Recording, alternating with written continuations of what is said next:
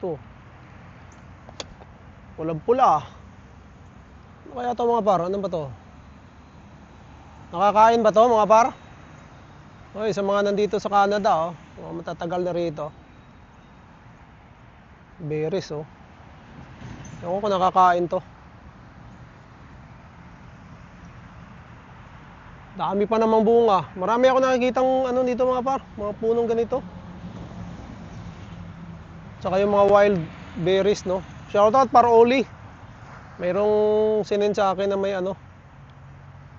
Yun, doon lang tayo sa ano. Ewan ko kung pwede makain to mga par. Ito, ang dami Yun pulang-pula na malambot na Ano tayong ano dyan, baka malason tayo.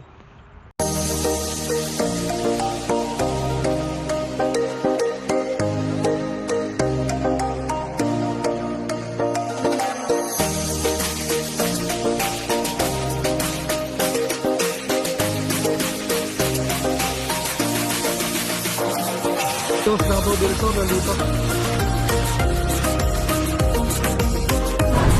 Oh, Canada.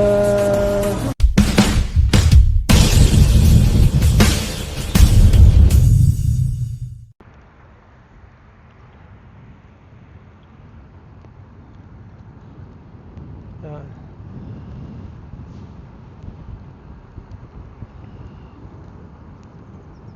Doon pala kay ano, sa bahay nila si Rally Paras, mayroong mga ano doon mga par, no? Mga cherry. So ano tayo doon? Yung native, ano ba yan? Native cherry ba yan? Nakaraan binigyan niya ako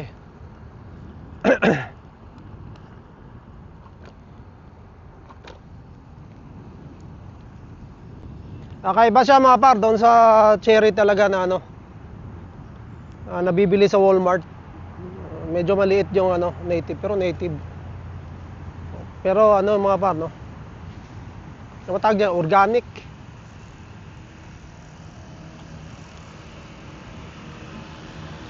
So, kailangan mo kasing kainin agad yun. Kasi mabilis masira. Ayun, nag-ano na sila Lilinis na sila Nice. Yung nagano mga par, mga babae pa. Naglilinis.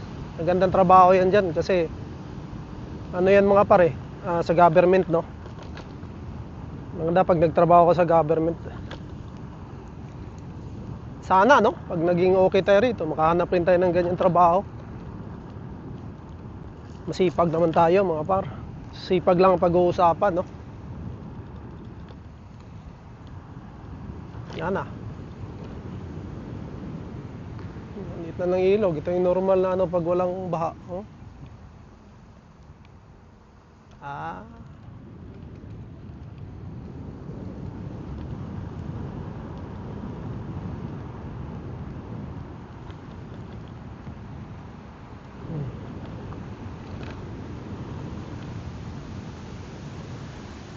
Yung pala nakita ko dong malapit sa amin mga par na ano, parang bayabas. Apple pala yun. Check natin yun. Maliit pa kasi. Check natin yun. Kasi ano rin yun Maraming bunga mga par. Tikman natin kung ano ba. Matamis ba or maasim.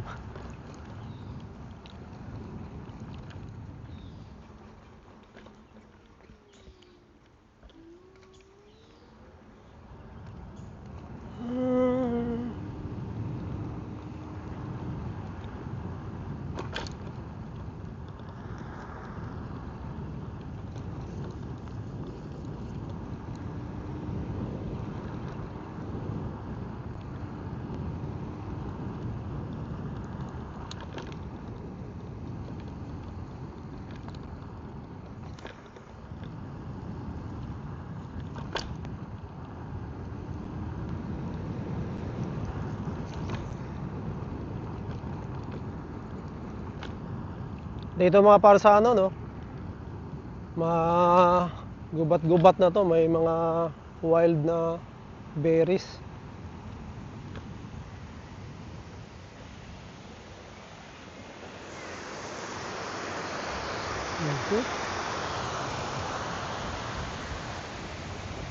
Diyan tayo pumunta noon, no?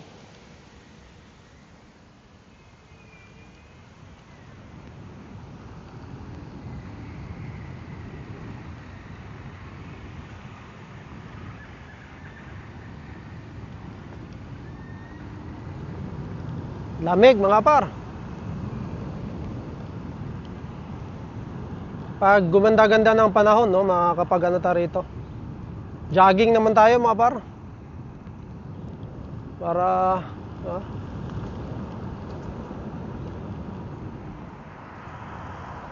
makapag-exercise tayo.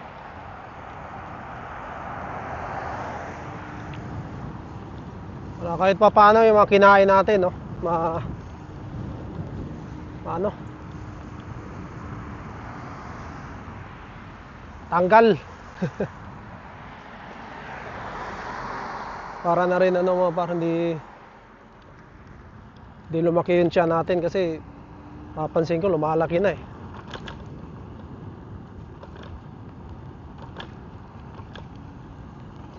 Ano talaga din mga par, sa kain. Buti na lang ano tayo. Uy, anong ibon.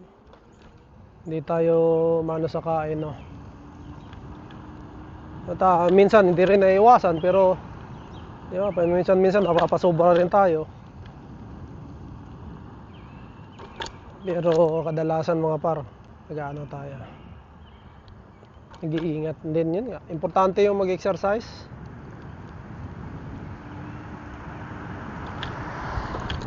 Kasi once na relax ka mga par, wala kang ginagawa, yun yung simula ng ano, pagtaba mo. And then kain ka pa ng kain, isa pa yun.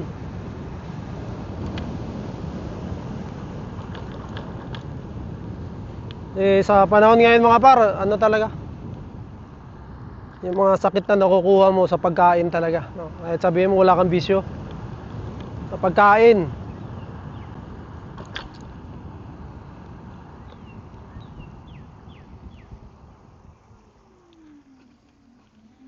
Para sa akin naman mga par, yung bisyo gaya ng pag-inom, no, ng alak, no, importante rin yun paminsan-minsan, huwag naman yung araw-arawin.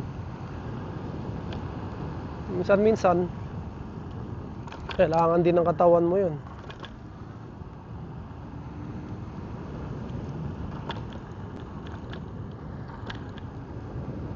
Pag inaraw-araw mo, ayun, yari ka na doon.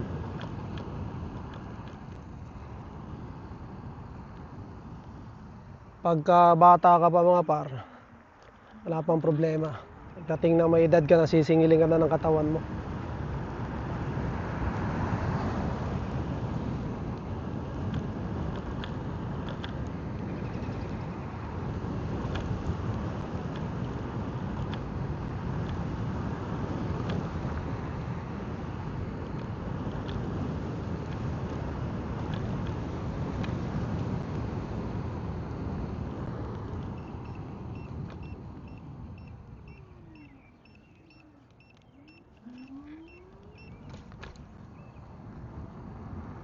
Yan ang mga bahay rito. Pakat-peaceful lang. Ano?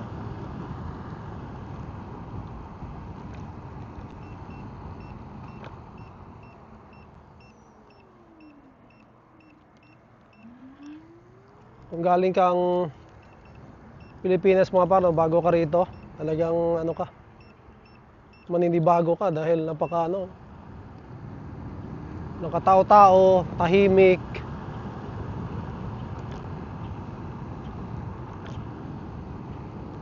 Yung kagandahan dito eh. Kaya talagang minsan nahanap mo yung ano, yung ingay sa Pilipinas.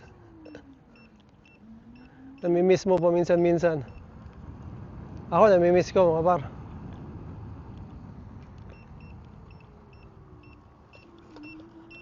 Dito tayo daan sa school ni Inday. magiging school ni Inday dito eh.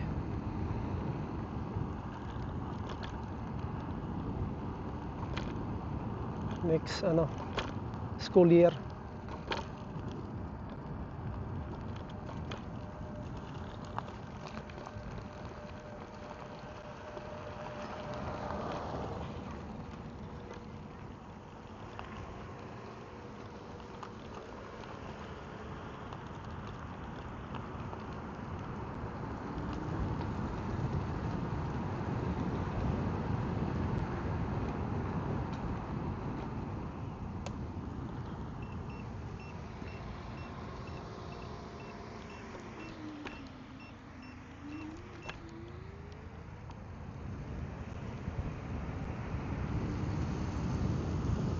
Yan.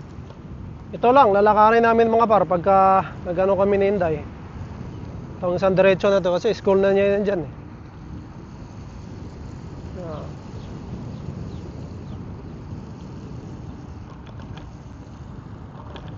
Pagka makakapag-scooter pa kami pag summer tsaka fall, hanggang fall no. Hanggang wala pang snow. Yan, dito kami daan. Pag may snow na, wala na. Lakad na mga par.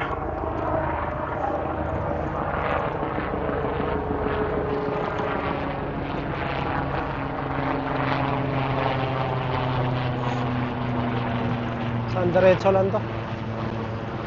Bahay na to.